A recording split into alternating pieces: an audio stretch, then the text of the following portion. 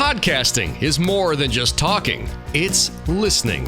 BSing with Bob Schmidt. From high school dropout to doctor of education, business owner, philanthropist, and friend, Andy Temte joining me on this edition of BSing with Bob Schmidt. Andy is the president of Kaplan Professional Education. Let's start off with that, Andy. What is Kaplan Professional Education? We are in the business of helping people better themselves, better their lives, get to a different economic state through education. So you've graduated from high school or college, and you want a career in the financial services industry, you would come to us for the credentials that matter to employers so that your resume sings much louder than the other guy that doesn't have those credentials. How did you get involved in doing this type of work? Well, back in 1989, I started at the University of Iowa in Iowa City as a finance major in the master's program on my way to get a PhD. And I wanted to be a teacher. I didn't want to teach high school kids. I didn't want to teach middle school and elementary.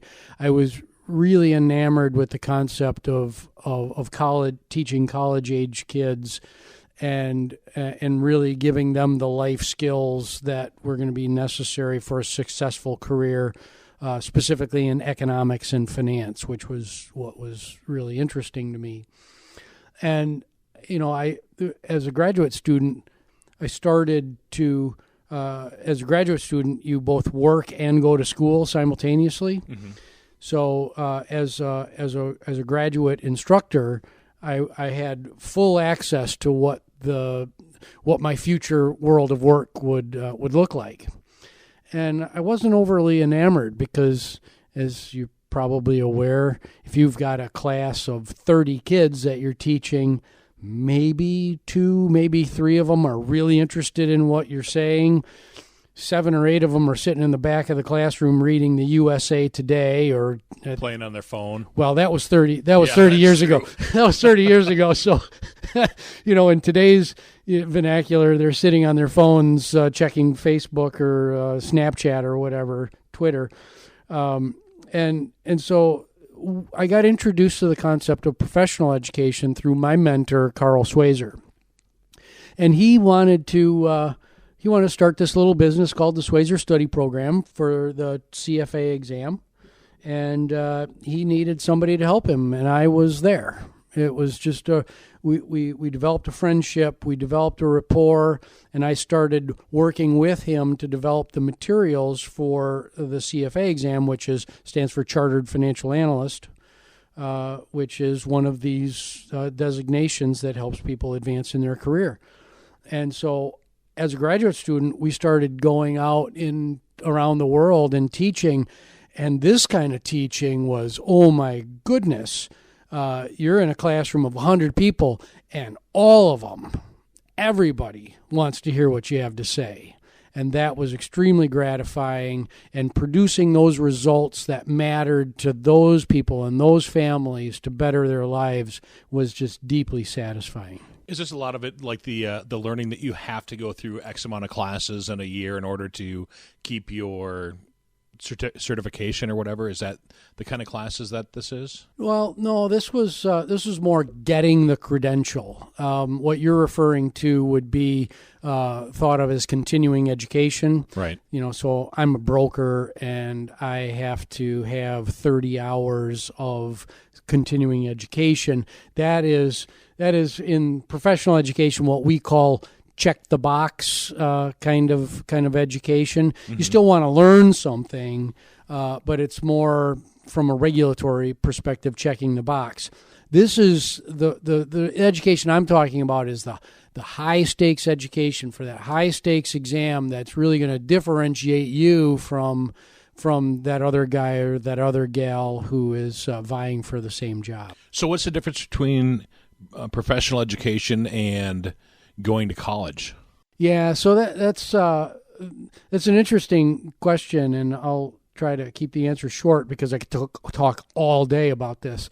But the difference really is that in professional education, you're taking somebody who who already has a degree, and you're providing them with very targeted set of skills where those skills and competencies map to a particular job. So, for example, you could go get a finance degree at the University of Wisconsin-La Crosse, but that doesn't make you ready to go be a broker or a wealth manager at Wells Fargo or Edward Jones or ... Right. And so you'd have to, in the case of a broker, you have to have a license to actually sell Bob securities. And we are the providers of the education that you need, the required education that you need to get that license so you can get that job. So that's really the difference.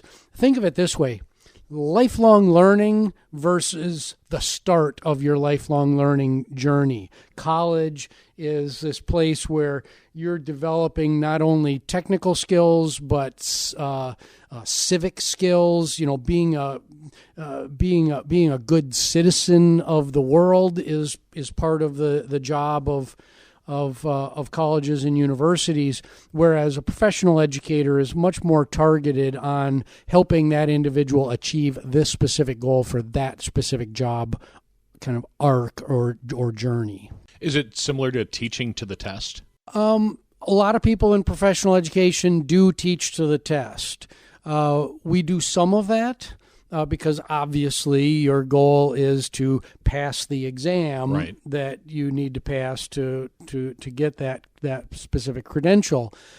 We go beyond that. We want you to learn something. We use what are called learning science principles and learning effectiveness principles to ensure that what you're learning with us sticks and retains with you, and that you can actually go apply it on the job. Some people in professional education will literally just teach you to the test. Mm-hmm. And, you know, that meets the short-term objective, but it doesn't create a rich employment environment for you going forward and, you know, make you that special person that's going to get the promotion and be really viable on the job. Well, and plus you probably have better retention than too when you're sitting through your classes. You mentioned earlier that your students, that you've got 100% of your students hanging on your word, trying to learn more.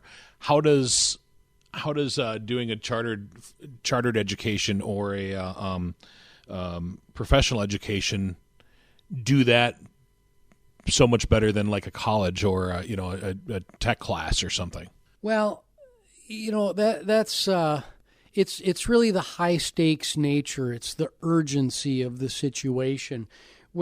Look, I'm the former dean of the College of Business and Technology at Kaplan University. I ran a small college out in New Hampshire for a time. I've taught in the university setting, so I have very direct experience with the college setting. And since the goals are much more, in many cases, much more nebulous, you don't exactly know what you're going to do with your college education. I mean, don't get me wrong. Some people do. Like if you're going to go be a doctor, you're going to go pre-med, and then you're going to go to medical school. You might do a gap year, and then you're going to go into residency, and you know that path is really well mapped out. But if you're going to be if you have an aspiration to be a marketing professional someday, you know, you start in college with your gen eds, and you might change your mind 3 or 4 or 5 or 9 times before you get through. Right. You know, and so it's much more, let's call it a much more exploratory process. And so as a natural result of that exploratory process, you've got kids that are sitting in Finance 101 that are going, oh my God, I'm never going to use this. I have no interest in this at all. But I still need those 3 credits to graduate, and so I'm shooting for a C here, right? And I'm going to put in the minimal effort because I do want to be a dancer, and and I'm really going to put in the effort on that dance class. Now, when you hear somebody, because you mentioned the C's or whatever, I've heard people say C's get degrees, D's get degrees. When you hear something like that being an education, how does that poke at you with the stick? Well, I actually like that because it has now the D part is I get really prickly about that, right? But and C's are with grade inflation are below average now. So you got to, with grade inflation, you got to really move that to the old C is the new B, right? But if you're shooting for a B, let's say, in a class, that shows a certain pragmatic attitude toward the balance of what you have to offer. There are so many hours in a day, and it's actually a highly effective way to prioritize what you need to get done, which is graduate with your degree so that you can move on to the next one. So if you're sitting in college and you're saying, "Oh, I got to get A's in everything," well, frankly, that's just waste, unless your goal is to go get a master's degree somewhere and they're going to look at that transcript and they're going to want to see all A's. Then you want to expend that incremental energy to get all A's. But if that's not necessarily the case, then trying to strive for perfection, is really never a good thing to do in school. And I got to qualify that a little bit. You can be a great student and still get A's and B's, and all that really shows is that you were thinking, you had foresight into where you were going to apply your energy and in what ways to achieve your goals. Okay. Now let me ask this, because I know that I started off with you're a high school dropout, and yet here you are a doctor now.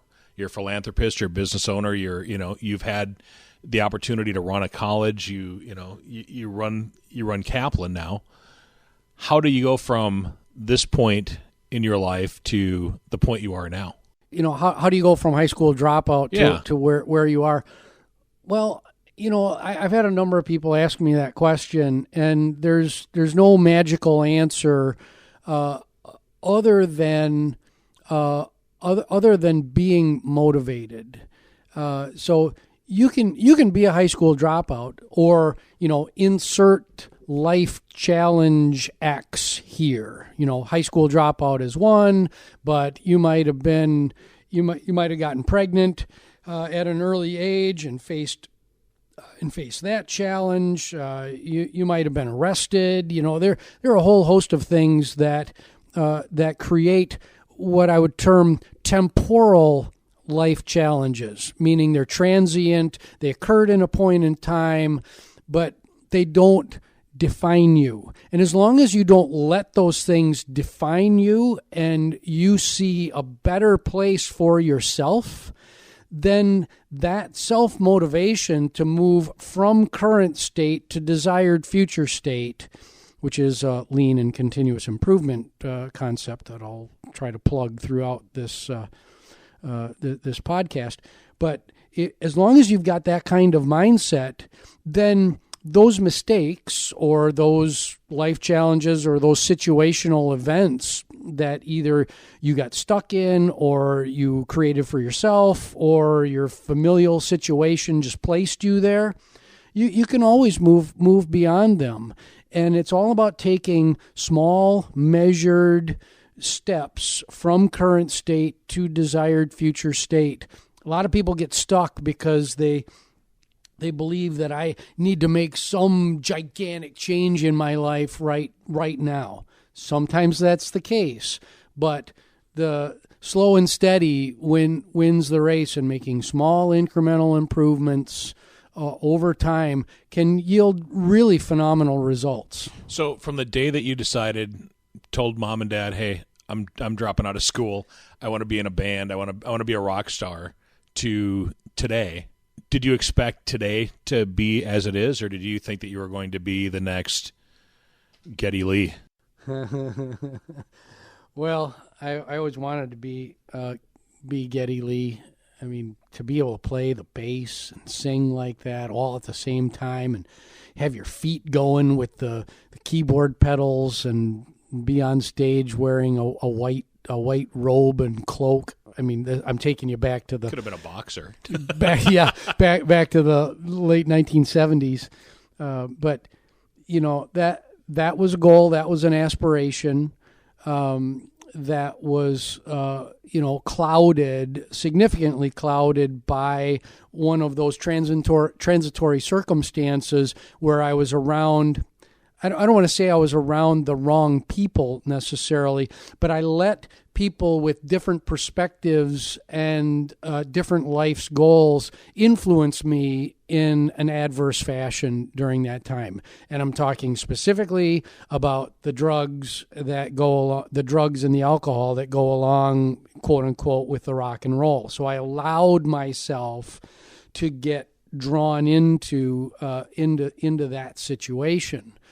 And, you know, there in my particular case, there were a number of epiphany type situations where, you know, you just wake up one day and you go, enough is enough. I know that there's more for me. I know there's a better place for me. Back then, there's this concept of imagining one's future self and being able to identify with one's future self. All I knew at that point was that my future self was not going to be defined by the drugs and the rock and roll and the grungy situation that I had found myself, that I had created for myself and found myself in. And that there was something different out there. Didn't know what it was necessarily, but that those epiphanies of, hey, something's got to change. Now let's go back to school and let's see where that takes us. And now during school, let's create a series of short, intermediate, and long-term goals. Long-term goals being graduate. Right. Short-term meaning get the best possible grades you can with the time and energy and resources that you have right now in that semester. Intermediate being, okay, this is what the next couple of years looks like. And then... And not getting too grandiose with the planning and allowing the pivots, the natural pivots, to occur through that process. You know, because I could never, even when I was in graduate school at the University of Iowa, I couldn't imagine myself as chief executive of a global education company. What I could do is imagine myself as associate professor of finance at the University of Memphis or Michigan or something like that. That's a connection that I could make. And then as time progressed and as more opportunities opened, because I was working hard and doing some of the right things and just kind of grinding it out, that those other opportunities started to present themselves and the picture gets clearer. But this is one of the most important points that, from a mentoring perspective, that you and I can do for somebody our age or somebody younger, is this concept of trying to connect yourself with your future self. Investments is a great place. Spending money and budgeting is a great place to talk about this, because people pee money away today because they can't connect themselves with their future self and say, hey, my future self might want me to save right now. Right. and create a better life for that future self. No, instant gratification says I want to please my current self.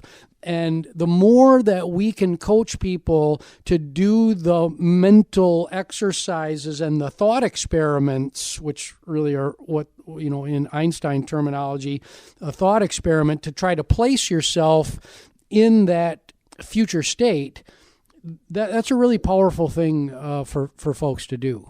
Do you think that your past made you who you are today? I mean, if you wouldn't have had that thought when you were in high school to say, you know what, I'm going to be the next rock and roll superstar, that you would be sitting here today? I go back and forth on things happen for a reason, Right. and destiny and all that kind of stuff. I kind of sort of believe in it and kind of sort of don't. What I know happens is that hard work and perseverance pays off. And that's an old cliche, but it's absolutely an old cliche, and I'm sure some people are cringing about that. But I'm here to tell you that persistence absolutely pays off. Do you find now that you are as motivated as you were when you were younger, or more so? I'm actually more motivated today than and this is, motivation is not a constant in anyone's life. Everybody waxes and wanes on their energy levels, their motivation levels, based on what's happening in their life. You might have the death of a spouse or the death of a family member that really drains you significantly. But right now in my career, both and personally, this is just such an energizing time, because you know what? It's 2018. And there are some really cool things that have happened technologically, from a societal perspective. We have some tremendous opportunities that we can go grab by the horns and really make something out of. Computers are going to start to think, at least low Isn't level. that AI? Isn't that what's happening already? Yeah, artificial intelligence. Now, a lot of artificial intelligence is just smoke and a pipe dream, but some of it is real, and we've all got to screw ourselves up and be thinking about this future where computers will be able to be performing low-level thinking or cognitive functions. So, today is such an extraordinary time that if you're not just super energized about the impact you can make in the future, then go look at yourself in the mirror and ask, why don't you feel that way? Because there's just so much opportunity. And professionally, I'm looking at today, the near term, meaning the next 3 to 5 years, of being able to pivot our business, change our business model to have even more impact on those that need our help to continue in their careers and be relevant in that future world of work where computers can think. I mean, what a fantastic opportunity. Well, where do you go about finding your next category of people that you're going to help with training? Oh, we've already figured that one out, and it centers around this changing world of work that I'm talking about. Let's talk about a wealth manager, because I happen to know that market really well. But we could be talking about an accountant. We could be talking about a customer service agent. We could be talking about a pharmaceuticals rep. We could be talking about a lawyer. We could be talking about a whole host of categories. Let's not take wealth manager. Let's take lawyer, okay? So historically, a lawyer sits and researches a whole bunch of stuff and comes up with an opinion and then defends that opinion. And you know what? Computers are going to do a lot of that research for them. And what's the lawyer of the future going to be like? What are the skills and abilities and competencies that the lawyer of the future is going to need to be successful? Well, they're still going to need the technical skills of being a lawyer. That's a given. But they're going to need all sorts of behavioral skills, teamwork skills, communication, critical thinking that are much higher order than they historically have had to. And from a training perspective, that's where that's where we're planting our flag in the ground, is helping to build that better lawyer of the future, that lawyer that knows that he or she is not just going to be able to do research going forward, but is going to have to do much more strategic interpretation of the work that computers are giving them, and working with clients and being a business developer. These are things that accountants and lawyers really didn't have to think much about historically. Is how am I going to develop relationships? How am I going to be a thought leader? How am I going to ensure that I'm relevant to my clients in the future? No, is Kaplan working on helping that to become a reality by going out and talking to these different like bar associations and whatnot, and talking to them about, hey, this is what needs to be done in order for your business and your profession to grow? Yeah, absolutely. Nail, head, bang. We're in conversations with certain societies and thought leadership organizations.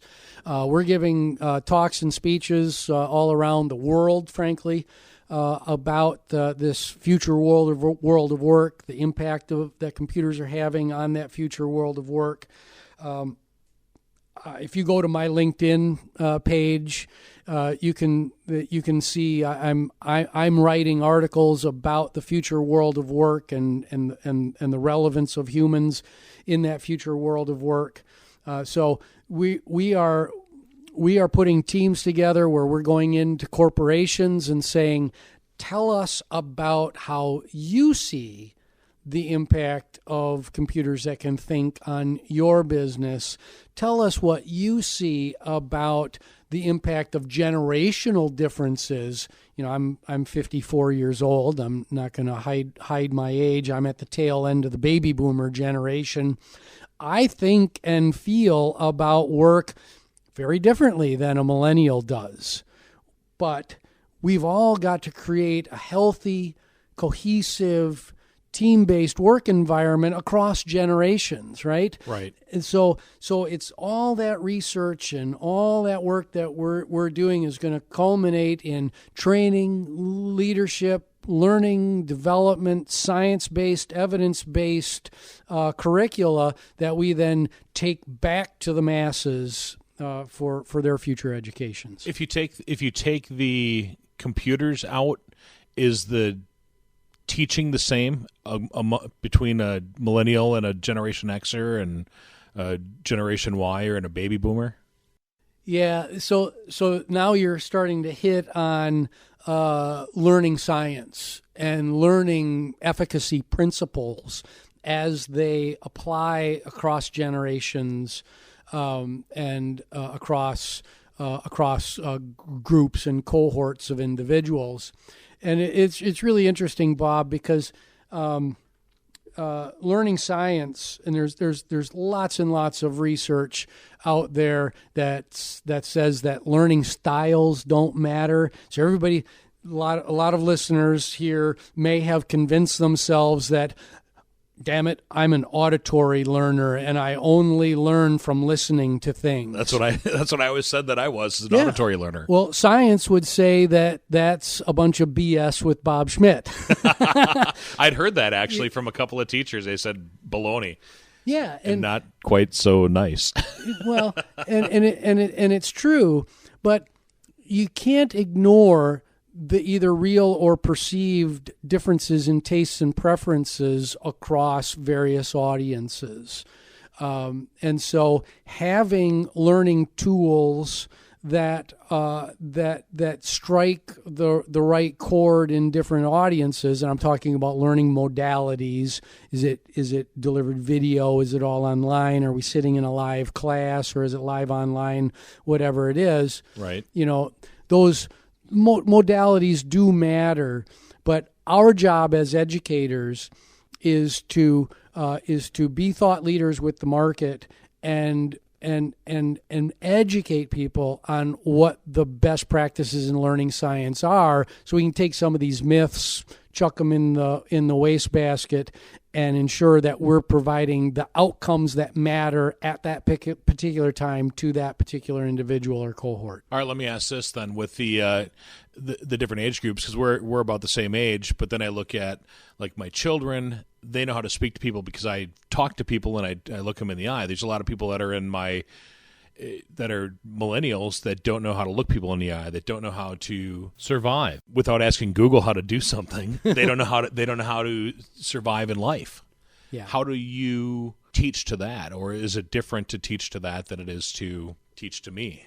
Yeah, I'm not. So there are all sorts of pundits out there that believe that our young people are going to face significant challenges in their lives from the perspective of being able to communicate effectively with others, especially in the written word and in the spoken word, because they're communicating in emojis and with Snapchat stories and misspelled words and misspelled words.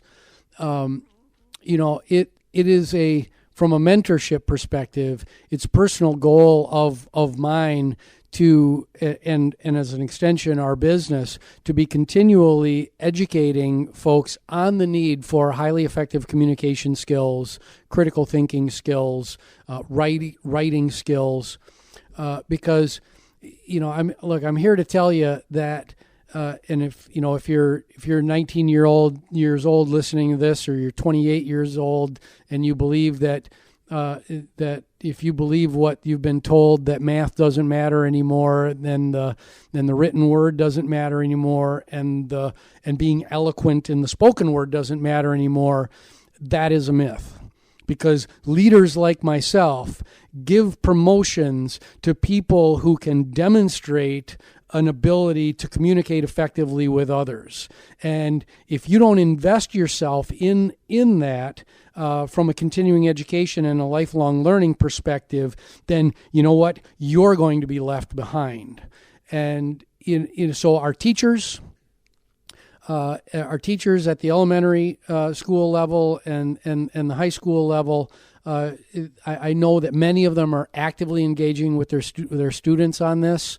But I'm not so glass half empty on this one, because the human condition is one where we're pliable, we're plastic in the technical term, flexible, and we're aware of our surroundings for the most part. And when you take a human that has been primarily plugged into their phone and you take them out of that artificial environment and stick them in a people environment, it doesn't take long for them to adapt back to effective teaming environments and collaboration environments. It takes training, it takes time, it takes mentorship, it takes leadership to get them there. But all hope is not lost that the current kid in 8th grade who's speaking in emojis can't somehow be the next president of the United States. Oh, maybe bad example. The next senator of the state of Wisconsin. You mentioned critical thinking. Is that a skill that can be taught, or is that something that you're kind of drawn into over the course of a lifetime? I think that everyone can think critically, unless, of course, there are those special circumstances where there's a cognitive or a mental disability. So if let's set disabilities aside and congratulate all the fantastic work that's happening out in the world of medicine to improve that world. But let's set that aside. I feel very strongly that people of many ranges of skills and abilities can go on continuous improvement journeys if they're dedicated, if they put their minds to it, and can really improve themselves.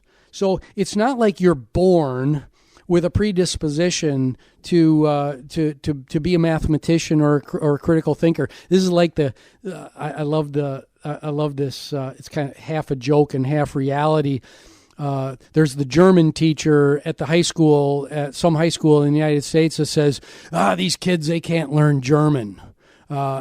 German's too hard of a language. My students can't learn German. Well, tell that to the kid that grew up in Germany. What do you mean it can't learn German, right? So, so the same thing with math. If you apply yourself and you mentally move past all of the blockers that have been the artificial blockers, that teacher in the 4th grade that said, Bob, you'll never be any good at math. Or the poor gal who's a great friend of mine who was told to never sing again because she couldn't carry a tune in a paper sack by a teacher. These are the kinds of mental wounds, and we could extend this argument to abusive parents and abusive spouses that push people down and tell you that you can't do something. That's the biggest blocker to development. Let me ask this. How do you get out of that? How do you break out of that? Because so many people, Andy, have dealt with a teacher, a sibling, supposed mentor, a family member, like you said, where people have constantly pushed you down. How do they break out of that? I'm not a psychologist, but you have to remove yourself from the situation that is pressing on you, and that's what I did. I met a wonderful young lady at the time. My dear wife Linda.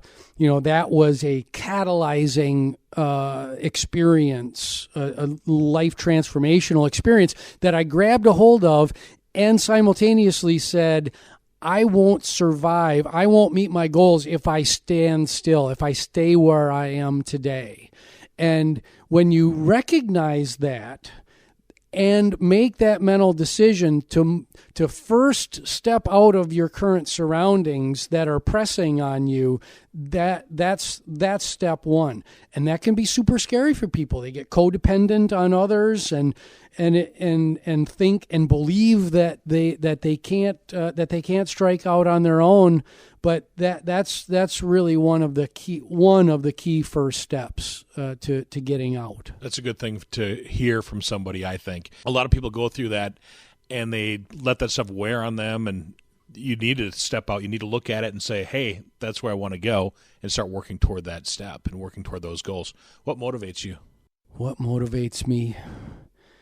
Well, I get motivated by a lot of different things. I love seeing people smile. I love seeing, and I'm an introvert by nature, so I'm if you meet me the first time, you probably say, well, what a dick that guy is. He didn't smile. He didn't shake my hand. And he didn't engage with me. And that's because internally I'm trying to figure out how I do that. But over time, if you get to know me, I'm really, really quite warm. But what motivates me is like when I'm on stage and the crowd all starts jumping up and down to the music at the same rate and speed, and she smiles and the lights in people's eyes. Talk about that, because a lot of people listening right now don't know that you play in a band. So you wear a suit to work. Well, not really, but you have a corner office at work, let's say that, and then you go out and you play, and you get a chance to kind of live both lives, if you will. Yeah, you asked me what motivates me, and what motivates me is helping people. Okay, so when we're on stage, we are helping people, whether you like to think of it that way or not.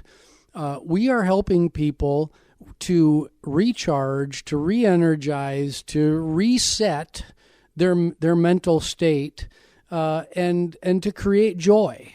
When I'm sitting in this chair at Kaplan, I know that every day thousands of people, tens of thousands of people all around the world are engaging in a Kaplan course or in a Kaplan program, trying to achieve a Yahoo moment in their life, something that is going to be either incremental or life-changing to their experience. So even on the toughest day, the most depressing day that I've got as a human being, I know that I'm helping somebody, and we collectively are helping somebody, and that there's just nothing more rewarding or satisfying than that.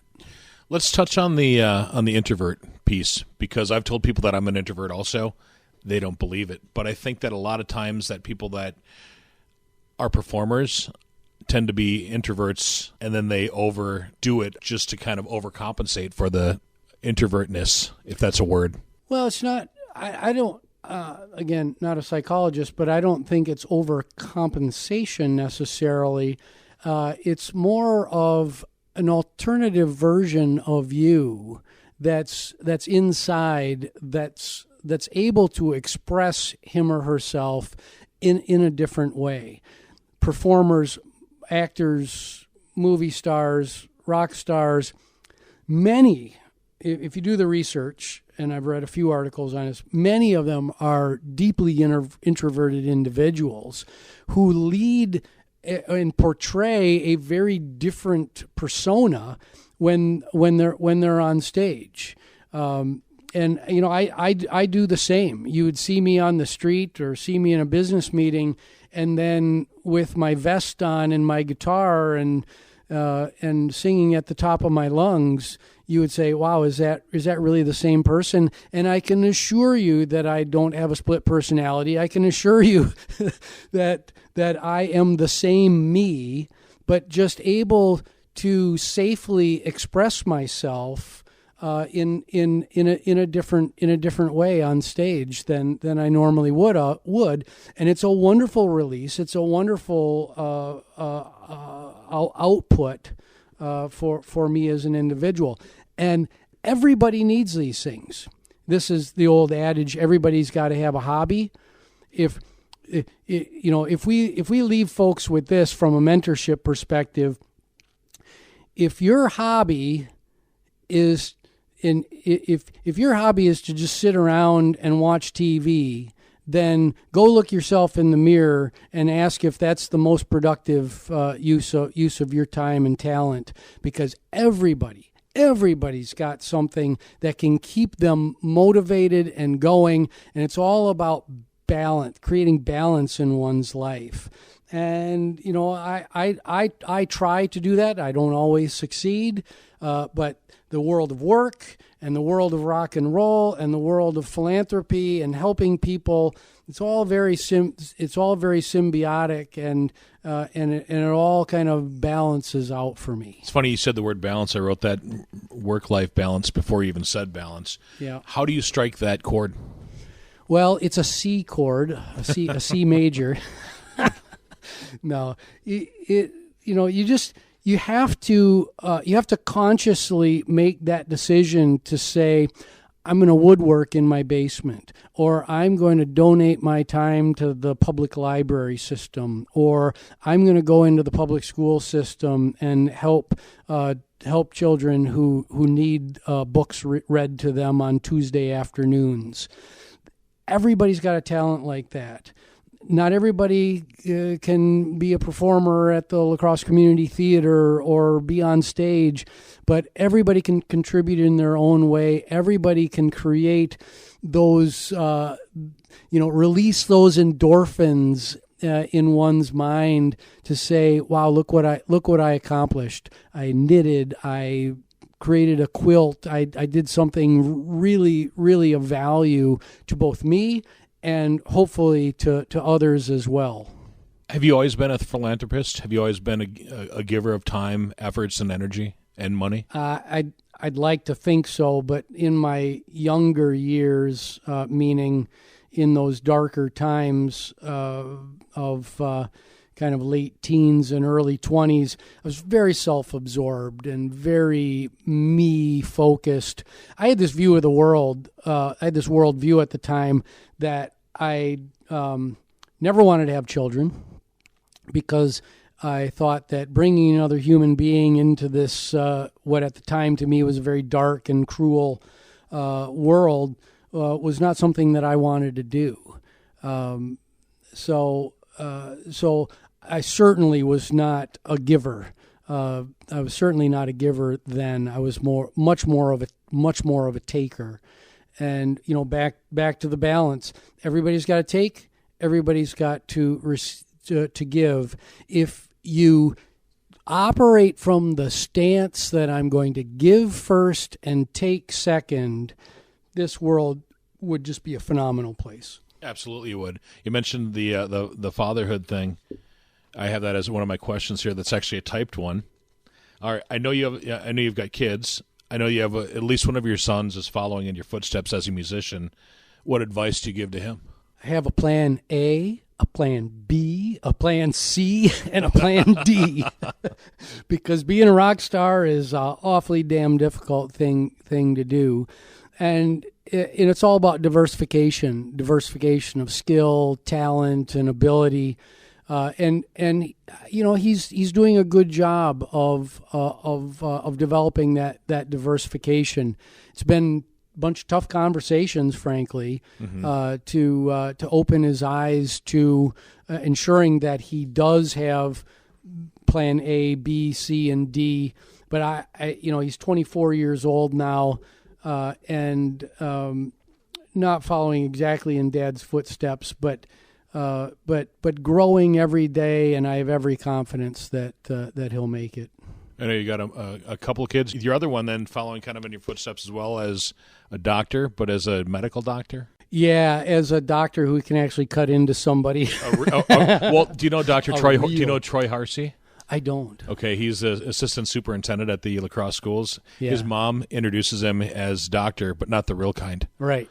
Yeah, and I'm a doctor of money. He's a doctor of will be a doctor of medicine. He's in the fourth year at Des Moines University, and just a fabulous young man. I just couldn't be more proud. So we have these two children who they're not exact opposites from one another, but about the only thing they have in common right now is they're both in degree programs that start with M.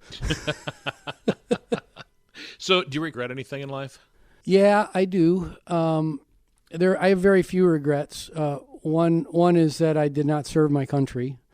I do wish I could go back and have a do-over and at least spend the 2 to 4 years. I like to think that I'm serving my country in a different way today by helping people build careers and lives, which is vitally important for the economic success of the United States and, frankly, of the world. So I like to think that there's a balance there, but that's one of the regrets that I carry. You know, hindsight's 20/20. What would you have done differently in your life, Andy? Well, I would have reached out. I've had a number of really sound mentors in my life, but I didn't do a good enough job. I didn't connect the dots to say that I needed those mentorship relationships to last. I took what that mentorship relation could give at the time, and didn't have the foresight to know that I need to maintain those relationships over longer periods of time, that those individuals would have much more to give to me instead of the more transactional relationship as I viewed it as the time, or as I viewed it at the time. So, you know, if I could go back and change some of those relationships, hold on to them, nurture more, and potentially have the attitude to give back to my mentor in some way that I could, and have mentorship just be a much stronger thread throughout my career. That's something that I would love to go back and try to tweak. But you know, look, I am who I am because of the diverse set of experiences that all sit in this thing that we all call gray matter between our ears. And the good times and the bad times and the struggles and the triumphs all defines Bob, it defines Andy, and the key is to take those experiences and turn them into motivation and impetus for what comes next in your life. Well, let me ask you this then for the final question. Failure A lot of people are afraid of it. Are you afraid, or do you embrace failure? I used to be deathly afraid of failure, believing that failure was some sort of a black mark on one's record. I was one of those students that was always striving for an A, or almost always, so this concept of failure today, it's an opportunity to learn and grow. And if great last question, because if you, the listener, take one thing away from this conversation, is that there is no such thing as failure. Failure really doesn't exist. Failure is an opportunity to get better the next time around. Right.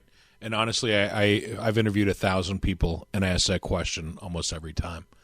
How does somebody reach you, Andy? Well, you reach me on Facebook.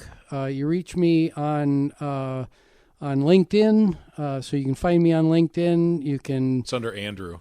Is it under Andrew? It's under Andrew. Andrew Temte, Kaplan. You can certainly reach me on LinkedIn. On Facebook, it's Andy and Linda Temte. So Linda kind of lurks on my Facebook page.